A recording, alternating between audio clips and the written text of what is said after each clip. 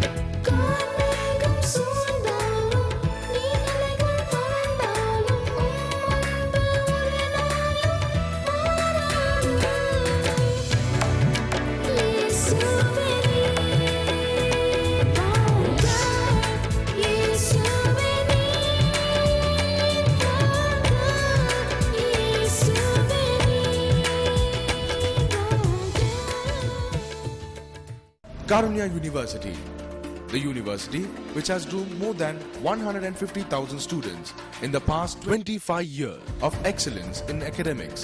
The university which provides UG to PhD in the very same campus. The university which has a good record of campus placements in national and international companies. By God's grace and His blessing, I was blessed with 3 placements. One from Accenture, one from Infosys, and one from the IIL. The university whose vision and endeavor is to transform the students into educated, cultured, and capable agents of holistic transformation. There's no other place like Karunya. The university is situated in Coimbatore, near natural surrounding with vast campus and in-campus residential facilities for all students in modern amenities. Above all, the university, which continues to grow in enabling and helping the students to grow in the fear of God. This is Karunya University. Thank and praise God for making me a testimony here. I'm Pauline Priyadashni. I'm doing my 4th year in Karunya University. I'm doing in CSE department. To testify God's name, the first year I got anointed through the power ministry of Karunya University that we conducted, and I got. So we conduct a power ministry for the students alone. How many attended? Most of them, nearly 3,000 to 5,000 students would have attended. Nearly 3,000 to 5,000 students attended, and I could teach them how to become prophets of God. I got anointed when Evangeline Auntie prayed for us. Very good. It was a wonderful day for me. It was a changing point in my life. And then regarding my academics, I was really blessed, and God gave me a placement in Accenture just before the day of my birthday. It was a birthday gift. Yes, it was an advance birthday gift from God. It was a wonderful day in my life. Wonderful. Congratulations. If you want to join Karunya University, we have an entrance examination. நீங்கள் காருண்யா பல்கலைக்கழகத்தில் சேர விரும்புவீர்கள் என்றால் அதற்கான நுழைவுத் தேர்வு உண்டு. As soon as you write the entrance examination, the admissions will be finished. நீங்கள் நுழைவுத் தேர்வை எழுதி முடித்த உடனே உங்களுடைய அட்மிஷன் உடனடியாக நிறைவு செய்யப்படும். Don't wait for your 12th standard marks to come. Get the application form, write the entrance examination, and according to merit, you will be chosen and admitted at Karunya.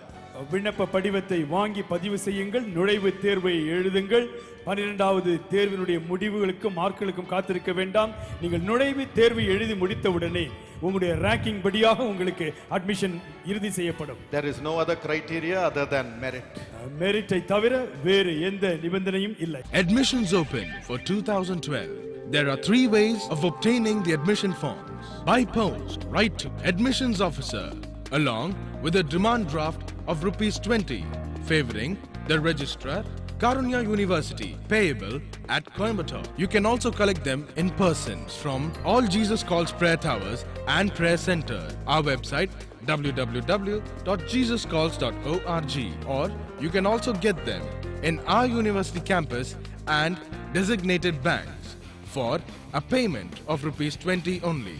You can also go online to receive our applications. Our website www.karunya.edu.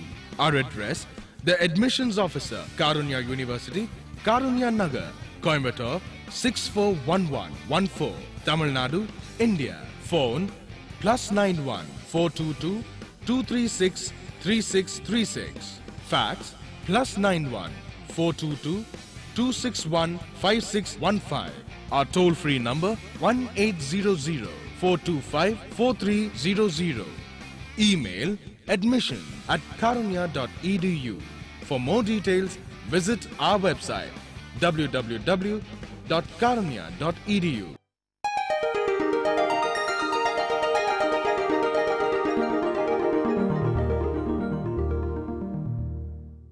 கூட்டு குடும்பத்தில் வந்து பெரியவங்களோட ஆலோசனை இருக்கும். அதனால கூட்டு குடும்பம் தான் நல்லதுன்னு நினைக்கிறேன். கூட்டு குடும்பம் தான் சிறந்ததுங்க. இப்போ தனிச்சு வாழறதுனால எனக்கு பல விதமான போராட்டம், கஷ்டம் எல்லாமே வருது. கூட்டு குடும்பம் தான் சிறந்த குடும்பம், நல்ல குடும்பம். நல்லா சந்தோஷமா இருக்கலாம், ஒருத்தருக்கு ஒருத்தர் கஷ்டத்தை பகிர்ந்துக்கின்னு சந்தோஷமா இருக்கலாம். என்னோட பாயிண்ட் ஆஃப் வியூ வந்து தனி குடும்பம்ன்றது பெஸ்ட். ஏன்னா வந்து எந்த முடிவுமே நம்ம இண்டிவிஜுவலாக எடுக்கலாம். எப்பவுமே தனிப்பட்ட முடிவு நம்ம எடுத்தோம்னா நம்மளுடைய இண்டிவிஜுவல் முடிவாக இருக்கும். அது வந்து நம்மளுக்கு சாட்டிஸ்ஃபேக்ஷனாக இருக்கும். அது இல்லாமல் குடும்பத்துலையும் பிரச்சனை வராது. அதனால கூட்டு குடும்பன்றதை விட தனியாக இருக்கிறது நல்லது. தனி குடுத்தனத்தில் வந்து பார்த்தீங்கன்னா ஏதாவது ப்ராப்ளம் வந்தால் ஹெல்ப் பண்ண மாட்டாங்க, யாரும் ஹெல்ப் பண்ணுறதுக்கு ஆள் இருக்காது. இதே கூட்டு குடுத்தனமாக இருக்கப்ப ஒருத்தர் நமக்கு வந்து ஹெல்ப் பண்ணுவாங்க, எல்லாமே கொஞ்சம் ஹாப்பியாக இருக்கும். கூட்டு குடும்பத்தில் பாசம் எல்லாமே இருக்கும், ஆனால் வந்து நம்மளுக்கு சுதந்திரம் இருக்காது. எல்லாத்துக்கும் நம்ம வந்து ஒத்து போக வேண்டியதாக இருக்கும். தனி குடும்பத்தில் வந்து நம்ம எப்படி வேணாலும் இருக்கலாம், நம்ம ஃப்ரீயாக இருக்கலாம், வேலைக்கு போகலாம், நம்மளுக்கு இஷ்டப்பட்டதை சாப்பிடலாம், எப்படி வேணாலும் இருக்கலாம். கூட்டு குடும்பத்தில் அதெல்லாம் கிடைக்காது, எல்லாத்துக்கும் ஒத்து போய் தான் ஆகணும். அதனால தனி குடும்பம் தான் பெஸ்ட்டுன்னு நான் விரும்புகிறேன். கூட்டு குடும்பத்தில் சந்தோஷமா அல்லது தனி குடும்பத்தில் சந்தோஷமா என்ற குழப்பம் இவர்களுக்கு மட்டுமல்ல உங்களுக்கும் இருக்கலாம். உங்களின் சார்பாக உங்களில் ஒருவராக இருக்கும் இந்த அன்பு சகோதரர் அவருடைய மனதில் எழும் கேள்வியோடு உங்களை சந்திக்க வருகிறார். எங்கள் வீட்டில் எங்கள் அண்ணன் தம்பி மாதிரி மொத்தம் 4 பேர் காணப்படுகிறோம். நாங்கள் எல்லாம் வந்து ஒரு மனமாக ஒரு கூட்டு குடும்பமாக தான் வாழ்ந்துக்கிட்டு இருந்தோம்.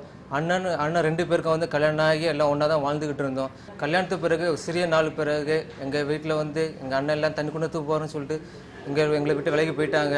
இதை பார்க்கும்போது எங்கள் அப்பா அம்மாவுக்கு வந்து மனசோர்வோடு ரொம்ப காணப்படுகிறாங்க. இதை பார்க்கும்போது எனக்கும் கல்யாணம் பண்ணுங்கிற அந்த வாஞ்சியும் இல்லாதபடி காணப்படுகிறது. மறுபடியும் அந்த மகிழ்ச்சியை நான் பெறுவது எப்படி? குடும்பத்திலே சந்தோஷம் உண்டாக கட்டாயம் வழி இருக்கிறது. நாம் நம்முடைய குடும்பத்தை ஒரு ஆலயத்தை போல வைத்து நடத்தும் பொழுது ஆண்டவர் அங்கு வந்து தங்கியிருப்பார். சமாதானத்தின் தேவன் என்று ஆண்டவரை குறித்து நாம் பார்க்கிறோமே, அந்த சமாதானத்தின் தேவன் நமக்கு சமாதானத்தை கொடுக்க வல்லவராக இருக்கிறார். பிரியமானவர்களே, எங்கள் குடும்பத்திலே அப்படித்தான் குடும்பமாக ஆண்டவரை தேடி ஆண்டவர் எங்களுடைய வீட்டில் இருக்க வேண்டும் என்று விரும்பி அவரை ஒவ்வொரு நாளும் துதித்து அவரை குறித்து பாடி மகிழ்ந்து அவரிடத்திலே எங்களுடைய பிரச்சனைகள் எல்லாவற்றையும் சொல்லுகிற பழக்கமுடையவர்களாக இருக்கிறோம். ஆகினால்தான் ஆண்டவர் எங்கள் குடும்பத்தில் இருந்து எங்களுக்கு சமாதானத்தை சந்தோஷத்தை கொடுக்கிறார். நாம் ஒரு பழமொழி ஒன்றை மக்கள் சொல்வதை கேள்விப்பட்டிருக்கிறோம், the family that prays together stays together என்று. அப்படி நாம் குடும்பமாக இணைந்து ஜெபிக்கும் பொழுது அந்த குடும்பத்திலே கட்டாயம் சந்தோஷம் சமாதானம் இருக்கும். அங்கே சண்டைக்கு வழியே இல்லை, பிரிவினைக்கு வழியே கிடையாது. ஆண்டவர் சமாதானத்தை கொடுத்து நம்மை ஒவ்வொரு நாளும் வழி நடத்துகிற தேவனாக இருப்பார். இப்படியாக நாம் குடும்பமாக சேர்ந்து ஆண்டவரை தேடும் பொழுது நமக்கு கட்டாயம் சந்தோஷம் உண்டு. பிரியமானவர்களே, கணவன் மனைவிக்குள்ளே சந்தோஷம், ஒரு மனம், இன்னும் மாமனார் மாமியின் மத்தியிலே ஒரு மனம், ஒருமைப்பாடு என்று ஆண்டவர்தான் அந்த அன்பை ஒவ்வொருடைய இருதயத்திற்குள்ளும் வைத்து நாம் சந்தோஷமாக சமாதானமாக இருக்கும்படி செய்கிறார். நாம் ஜெபத்தோடு கூட குடும்பத்தை நடத்தும் பொழுது, நம்முடைய பிள்ளைகளை நடத்தும் பொழுது அவர்களுக்கு போதித்து அவர்கள் நடக்க வேண்டிய வழியை நாம் அவர்களுக்கு காட்டும் பொழுது அவர்கள் நம்மோடு கூட இணைந்திருப்பார்கள். நம்முடைய பெற்றோர் இப்படி இருக்கிறார்கள், ஆகினாலே நாமும் ஆண்டவரை தேடுவோம் என்று அவர்கள் ஆண்டுடைய வழியை பிடித்து கொள்வார்கள். அடுத்த பக்கம் போவதற்கு அவர்களுக்கு வழியே இருக்காது. இப்படித்தான் ஆபிரகாமை குறித்து ஆண்டவர் சொன்னார். அவன் தன்னுடைய பிள்ளைகளுக்கு என்னுடைய வழிகளை குறித்து போதித்து என்னுடைய வார்த்தைகளை காத்து நடக்கும்படி கட்டளையிடுவான் என்று அவனை குறித்து ஆண்டவர் சாட்சி கொடுத்திருக்கிறார். இப்படியாக நாம் மட்டும் ஆண்டவரை தேடுகிறவர்களாக இல்லாதபடி நம்முடைய குடும்பத்தையும் ஆண்டவரை தேடுகிற வழியிலே நடத்தும் பொழுது கட்டாயம் அந்த வீட்டிலே ஒரு மனப்பாடு இருக்கும் என்று நான் நம்புகிறேன். எங்கள் குடும்பத்திற்கு ஆண்டவர் அப்படி செய்திருக்கிறார், உங்களுக்கும் அதே போல செய்வார். இதற்காக, இந்த காரணத்திற்காக திருமணமே செய்யாமல் இருக்க வேண்டும் என்று நினைத்து விடாதிருங்கள். ஆண்டவர் கட்டாயம் உங்களுக்கும் ஒரு நல்ல வாழ்க்கையை அமைத்து தருவார். உங்கள் குடும்பத்திற்கும் சந்தோஷம் உண்டாகும்படி செய்வார். குடும்ப ஜெபத்தை நீங்கள் கடைபிடிக்கும் பொழுது ஆண்டவர் குடும்பத்திலே சந்தோஷம் சமாதானம் உண்டாகும்படி செய்வார். நான் ஏன் குடும்ப ஜெபம் செய்ய வேண்டும் என்று அடிக்கடி சொல்லுகிறேன் தெரியுமா? எங்களுடைய குடும்பத்திலே ஆண்டவர் சந்தோஷத்தை கொடுத்திருக்கிறபடினாலே. ஒரு பெரிய கூட்டத்திலே ஒருவர் வந்து ஆண்டவர் என்று ஒருவர் கிடையாது, இதை நான் சாதித்து என்னால் சொல்ல முடியும், இதற்கு விரோதமாக இதை எதிர்த்து யாருக்காவது வாதாட முடியுமானால் நீங்கள் முன்பாக வந்து தயவு செய்து சொல்லுங்கள் என்று சொன்னார். அப்பொழுது ஒரு வயதானவர் வந்து தன்னுடைய பாக்கெட்டில் சில பொருட்களை வைத்து கொண்டு வந்து நின்றார். என்னால் சொல்ல முடியும் என்று சொல்லி தன்னுடைய பாக்கெட்டில் இருந்த ஆரஞ்சு பழம் ஒன்றை எடுத்து அதை உரித்து ஒவ்வொரு சுளையாக எடுத்து சாப்பிட ஆரம்பித்தார். அப்பொழுது அந்த கூட்டத்தினர் ஆச்சரியமாக அவரை பார்த்தார்கள். என்ன இந்த மனிதர் ஒன்றும் பேசாமல் இப்படி ஆரஞ்சு பழத்தை சாப்பிட்டு கொண்டிருக்கிறாரே என்று நினைத்து கொண்டிருந்தார்கள். அப்பொழுது அந்த வயதான மனிதர் ஆண்டவர் இல்லை என்று சொன்ன அந்த மனிதரை பார்த்து கேட்டார், இந்த ஆரஞ்சு பழம் எப்படி ருசிக்கிறது என்று உங்களால் சொல்ல முடியுமா என்று. அப்பொழுது அவர் சொன்னார், ஐயா, நீர்தானே இந்த பழத்தை சாப்பிட்டீர், உமக்கு தான் தெரியும் அது எப்படி இருக்கும் என்று. அப்பொழுது அவர் சொன்னார், ஆண்டவர் எவ்வளவு நல்லவர் என்பதை நான் ருசித்திருக்கிறேன், ஆகையினால் என்னால் சொல்ல முடியும் ஆண்டவர் ஒருவர் இருக்கிறார் என்று. உங்களால் சொல்ல முடியுமா ஆண்டவர் எனக்கு எவ்வளோ நன்மைகளை செய்திருக்கிறார் என்று ஆண்டவரை குறித்து அதன் பிறகு சொல்ல ஆரம்பித்தார். அப்பொழுதுதான் அந்த மனிதர் உணர ஆரம்பித்தார், ஐயோ, இவ்வளவு நன்மை செய்கிற ஆண்டவரை நாம் ஏற்றுக்கொள்ளாமல் இருந்திருக்கிறோமே என்று. எனக்கு அருமையானவர்களே, நாங்கள் ஆண்டுடைய அன்பை ருசித்திருக்கிறோம், அவருடைய சந்தோஷத்தை நாங்கள் பெற்றிருக்கிறோம், அவருடைய சமாதானத்தை நாங்கள் அனுபவித்திருக்கிறோம். பிரியமானவர்களே, குடும்பமாக ஆண்டவர் எங்களை இணைத்து வைத்திருப்பது ஆண்டவருடைய அன்பு தான். அவர் அந்த அன்பை எங்கள் ஒவ்வொருவருடைய இருதயத்திலும் ஊற்றி நாங்கள் ஒற்றுமையாக இருக்கும்படி செய்திருக்கிறார். இதே போல உங்களுக்கும் கட்டாயம் செய்வார். குடும்பமாக நீங்கள் ஜெபிக்கும் பொழுது கட்டாயம் உங்களையும் ஆசீர்வதிப்பார், சமாதானத்தை தருவார். எனக்கு அருமையானவர்களே, நாம் இவ்வளோ நேரமும் ஆண்டவர் நம்மை எப்படி வழி நடத்துகிற தேவனாக, ஆண்டவர் நமக்கு சமாதானத்தை கொடுக்கிற தேவனாக இருக்கிறார் என்று பார்த்தோம் அல்லவா? இதே ஆசீர்வாதத்தை ஆண்டவர் உங்களுக்கும் தரப்போகிறார். இப்பொழுது நாம் ஜெபிப்போமா? எங்கள் அன்புள்ள பரம தகப்பனே, இந்த வேளையில் இறங்கி வாரோம் சுவாமி. உம்மை ஆசையோடு தேடுகிற ஒவ்வொருவர் மீதும் உடைய தயவுள்ள கரம் இறங்கட்டும் சுவாமி, இறங்கட்டும் அப்பா. உம்முடைய கரம் உம்மை தேடுகிறவர்கள் மீது நன்மையாக இருக்கிறது என்று நாங்கள் பார்க்கிறோமே, அப்படியே ஒவ்வொருவர் மீதும் இறங்கும் சுவாமி, இறங்கும் அப்பா. உடைய கரத்தை வையும் அப்பா. இப்பொழுது உடைய ஆசீர்வாதம் ஒவ்வொருவரையும் நிரப்பட்டும் சுவாமி, நிரப்பட்டும் அப்பா. ஐயோ, என்னுடைய விதி அப்படி இருக்கிறது என்று அவர்கள் நினைத்து விடாதபடி ஆண்டவர் எனக்கு நன்மையை செய்வார் என்று அவர்கள் விசுவாசத்தோடு இருக்கிறார்கள் சுவாமி. ஆண்டவரே, இப்பொழுது அந்த நம்பிக்கை வீண் போகாதபடி அவர்கள் தேவைகளை சந்தியோப்பா, சந்தியும் சுவாமி. எனக்கு எவ்வளவு தேவை இருக்கிறது, ஆண்டவர் எல்லாவற்றையும் எனக்கு கொடுப்பாரா என்று கேட்டுக்கொண்டிருக்கிற ஒவ்வொருவருக்கும் கொடுமப்பா, கொடும் சுவாமி. குடும்பத்தை நடத்த வேண்டும், நான் மற்றவர்களை கவனிக்க வேண்டும், எனக்கு பண தேவை இருக்கிறது என்று சொல்லுகிற ஒவ்வொரு பேரையும் ஆசீர்வதியும் சுவாமி, ஆசீர்வதியோப்பா. நன்மைகளை கொடும் சுவாமி. இந்த நாளிலே கடன் பிரச்சனையோடு தவிக்கிற ஒவ்வொருவருக்காகவும் ஜெபிக்கிறேன் சுவாமி. ஆண்டவரே, அவர்கள் கடன்கள் எல்லாம் மறைந்து போகட்டும் சுவாமி, ஒன்றுமில்லாமல் போகட்டும் அப்பா. அவர்களுக்கு சந்தோஷத்தை கொடும் சுவாமி.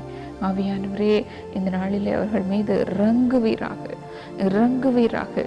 உம்முடைய நன்மை தடுகிற கரத்தை ஒவ்வொருவர் மீதும் இறங்க பண்ணுவீராக. ஆண்டவரே, வேலை இல்லாமல் இருக்கிற ஒவ்வொருவருக்கும் வேலையை கொடும் சுவாமி. ப்ரமோஷன்ஸை எதிர்பார்த்து காத்து கொண்டிருக்கிறவர்களுக்கு ப்ரமோஷன்ஸை கொடும் சுவாமி. ஆண்டவர் இத்தனை நாட்களும் எனக்கு உதவி செய்தார், இந்த நாளிலே எனக்கு உதவி செய்வாரா என்று சந்தேகத்தோடு இருக்கிற ஒவ்வொருவரையும் நிரப்போம் சுவாமி, நிரப்போப்பா. நன்மைகளை கொடுமப்பா. பரிசுத்த ஆவியின் வல்லமை வேண்டும் என்று கேட்டுக்கொண்டிருக்கிற ஒவ்வொருவர் மீதும் இறங்கும் சுவாமி, நிரப்போப்பா.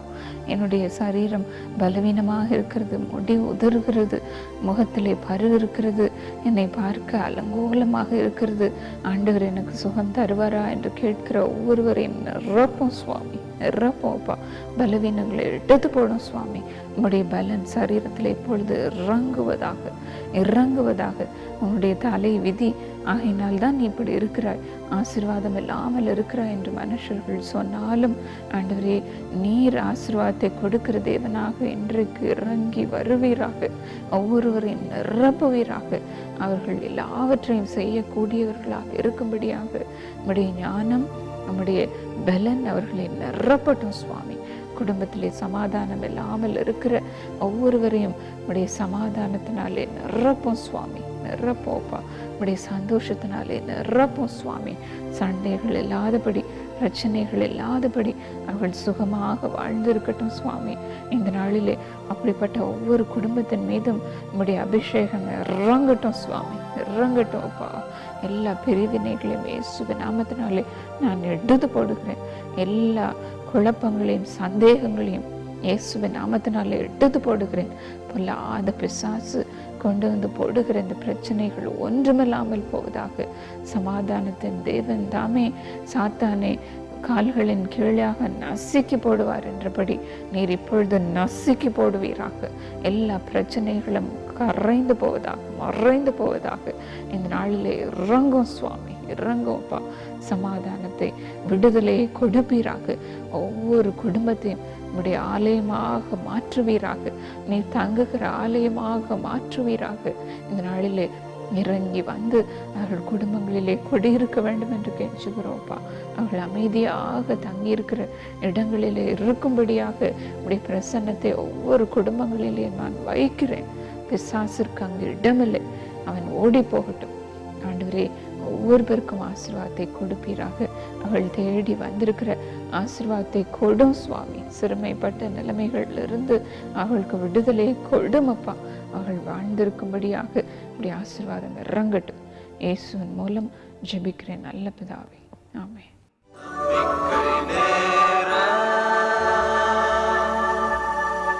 எனக்கு அருமையானவர்களே, நாம் இவ்வளோ நேரம் ஆண்டோடைய அன்பை குறித்து பார்த்தோம் அல்லவா?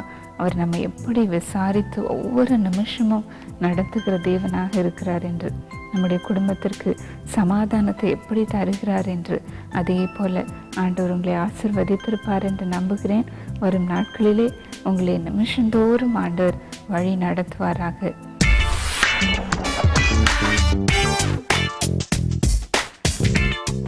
அருமை சகோதரர் பி தாசன் குட்டி திருநெல்வேலியிலிருந்து நன்றி காணிக்கை அனுப்பி இந்த நிகழ்ச்சியை ஆதரித்திருக்கிறீர்கள். கர்த்தர் உங்களை ஏசாயா 31:5 படி ஆசீர்வதிப்பாராக. பறந்து காக்கிற பட்சிகளைப் போல சேனைகளின் கர்த்தர் எருசலேமில் ஆதரவாக இருப்பார். அவர் அதை காத்து தப்ப பண்ணுவார். அவர் கடந்து வந்து அதை விடுவிப்பார். இயேசுப்பா, எருசலேமுக்கு கொடுக்கும் இந்த ஆசீர்வாதத்தை முதல் பிள்ளைகள் மீதும் நீ வைப்பதற்காக நன்றி. சொந்த வீட்டை தாரும் அப்பா, நல்ல சுகத்தை தாரும். வேலை பிரதருக்கு ஆசீர்வதிய சுவாமி. எங்கள் சகோதரி ஜெபமணி அவர்களையும் செழிப்பினால் நிரப்பி சமாதானத்தை காண செய்ய சுவாமி. அதே போல மகன் இம்மானுவேலுக்கு வேலையை ஆசீர்வதியும். பெஞ்சமினுக்கு ஞானத்தை கொடுத்து படிப்பிலே உயர்த்தி வையும் சுவாமி, உயர்த்தி வையும். அதே போல சசி அவர்களுடைய சரீரத்தை ஜாண்டிஸிலிருந்து சுகமாக்கி விடுதலை செய்யும் அப்பா. சகோதரி மேரி அவர்களுக்கு நீண்ட ஆயுளையும் நற்சுகத்தையும் தாரும். இயேசுவின் நாமத்தில் பிதாவே, ஆமென். அருமை ஆட்லி ஷேரன் மும்பையிலிருந்து இந்த நிகழ்ச்சி ஆதரித்திருக்கிறாய். மார்ச் 3 உன்னுடைய 14வது பிறந்த நாளை கொண்டாடி இருக்கிறாய். Happy birthday Atlee. God bless you abundantly. ஆண்டவர் உன்னை ஏசாயா 33:6 படி பூர்ண ரட்சிப்பும் ஞானமும் அறிவும் உன் கால்களுடைய உறுதியாயிருக்கும். கர்த்தருக்கு பயப்படுதலே அதன் பொக்கிஷம் என்ற வசனத்தின்படி உனக்கு பொக்கிஷத்தை கொடுத்து ஆசீர்வாதத்தை பெருகச் செய்வாராக. ஏசப்பா, தயவு செய்து ஆட்லிக்கு 10th ஸ்டாண்டர்ட்ல நிறைய மார்க்கை தாரும். அதே போல ஆனி கிளாராவுடைய படிப்பையும் ஆசீர்வதியும் அப்பா.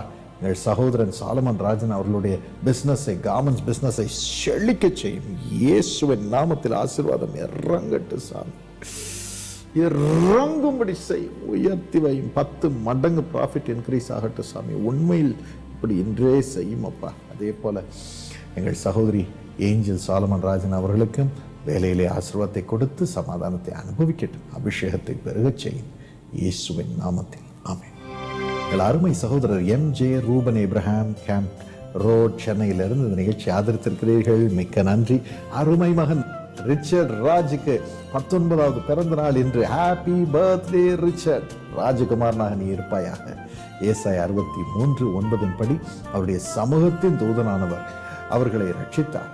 அவர் தமது அன்பின் நிமித்தமும் தமது பரிதாபத்தின் நிமித்தமும் அவர்களை மீட்டு பூர்வ நாட்களில் எல்லாம் அவர்களை தூக்கி சுமந்து வந்தார். உன்னை தூக்கி சுமப்பாராக. ஏசப்பா, பிள்ளைக்கு MBBSலே நிறைய மார்க்கை கொடுத்து உயர்ந்த நிலையிலே வைத்து அவரை கனம் பண்ணும். பாக்கியவனாக வைத்து கனம் பண்ணும். அதே போல சுவாமி ரோமிலாவையும் ஆசீர்வதியும். நல்ல எதிர்காலத்தை தாரும். ரூபன் ஏப்ரஹாம் எங்கள் அன்பு சகோதரனுக்கு நல்ல செழிப்பான காலங்களை வேலையிலே தாரும் சுவாமி. ஆண்டவனே, சுகத்தை தாரும். ஃபேமிலி பிளெஸிங்ஸை தாரும் அப்பா. தயவு செய்து கோர்ட் கேஸில் தயவு செய்து நல்ல வெற்றியை தாரும். நீதி நியாயத்தை தாரும் அப்பா. செய்யும் அப்பா, செய்யும். வீட்டை கட்டி முடியும். தேவதூதர்களை அனுப்பும். வீட்டை கட்டி முடிக்கட்டும். செழிப்போடுதல் வாழ்ந்திருக்கட்டும். உங்கள் சகோதரி டெபோரா அவர்களுக்கு ஆவியின் நிறைவையும் வேலையிலே ஆசீர்வாதத்தையும் தாரும். முழு குடும்பமும் செழிக்கட்டும். இயேசுவின் நாமத்தில் பிதாவே, ஆமென். அன்பான நேயர்களே, டாக்டர் பால் தினகரன் மற்றும் அவர்களது குடும்பத்தினர் லட்சக்கணக்கான மக்களுக்கு ஜாதி, மத, இன வேறுபாடின்றி ஆறுதலையும் இறைவனின் அற்புதத்தையும் இயேசு அழைக்கிறார் தொலைக்காட்சி நிகழ்ச்சிகள் மூலம் வழங்கி வருகின்றனர். இறைவன் இயேசுவின் மனதுருக்கத்தை உங்கள் இல்லத்தின் இருப்பிடத்திற்கே கொண்டு வரும் இந்த இயேசு அழைக்கிறார் தொலைக்காட்சி நிகழ்ச்சிகள் இன்று உலகம் முழுவதும் 10 மொழிகளில் 19 தொலைக்காட்சி சேனல்கள் மூலம் வழங்கி வருகிறோம். மேலும் 24 மணி நேரம் ரெயின்போ தொலைக்காட்சி மூலம் ஐரோப்பா மற்றும் மத்திய கிழக்கு நாடுகளில் அரபியா உட்பட்ட பல மொழிகளில் ஒளிபரப்பாகி வருகிறது. ஆகவே ஒரு இயேசு அழைக்கிறார் நிகழ்ச்சியை தயாரிக்க அநேக ஆயிரங்கள் தேவைப்படுகிறது. இயேசுவின் 2ஆம் வருகைக்கு அநேக ஆத்துமாக்களை ஆயத்தப்படுத்தும் இந்த உன்னத பணிக்கு உங்கள் உதாரத்துவமான காணிக்கைகளால் தாங்குங்கள். மேலும் உங்களது பிறந்த நாள், திருமண நாள், விசேஷ நாட்களில் இயேசு அழைக்கிறார் ஒரு தொலைக்காட்சி நிகழ்ச்சியை தாங்க விரும்பினால் நன்கொடை ரூபாய் 10,000 கொடுத்து ஸ்பான்சர் செய்யலாம். அவ்வாறு நிகழ்ச்சியை தாங்கும் உங்களுக்காக அதே நிகழ்ச்சியில் டாக்டர் பால் தினகரன் அவர்கள் உங்களின் புகைப்படத்துடன் விசேஷ வாக்குத்தத்த வசனத்தை கொடுத்து சிறப்பு பிரார்த்தனை ஏறெடுப்பார்கள். அந்த நிகழ்ச்சியின் DVD உங்களுக்கு அன்பளிப்பாக வழங்கப்படும். உங்கள் நன்கொடையை செக், டிராஃப்ட் அல்லது மணி ஆர்டர் மூலம் அனுப்ப வேண்டிய முகவரி ஜபகோபுரம் 72 ராஜாஜி சாலை, சென்னை 1. மேலும் credit card, debit card, net banking மூலம் உங்கள் நன்கொடையை மிகவும் பாதுகாப்புடன் அனுப்ப www.jesuscalls.org என்ற இணையதளத்தில் வசதிகள் செய்யப்பட்டுள்ளது. மறந்து விடாதீர்கள், உங்களின் உதாரத்துவமான காணிக்கை கோடிக்கணக்கான மக்களின் கண்ணீரை துடைக்கிறது.